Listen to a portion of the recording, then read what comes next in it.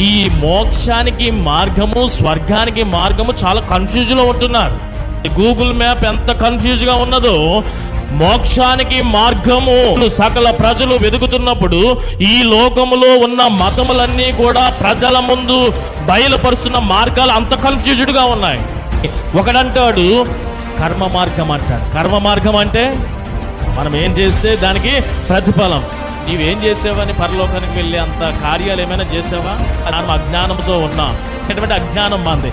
ఇలాంటి మిడిమిడి జ్ఞానముతో మోక్షానికి వెళ్ళిపోగలదమా? భక్తి మార్గం అనేది ఇంకోటి ఉన్నది. భక్తి మార్గం. ఈ భక్తి ఎంత, నా భక్తి ఎంత? కొద్దిపాటి చిన్న చిన్న భక్తి జీవితంతో మోక్షానికి వెళ్ళిపోగలవా? కూడా గూగుల్ మ్యాప్ ఎలాగైతే కన్ఫ్యూజ్ చేస్తుందో, ఈ మార్గాలన్నీ కూడా మన ముందు పెట్టి మళ్ళీ కన్ఫ్యూజ్ చేస్తున్నారు ఇక్కడ ఉన్న వారందరూ కూడా ఆయా మతాలు. కానీ నిజమైన మార్గము ఒకటే. గమ్యానికి మార్గము ఆయనే, గమ్యానికి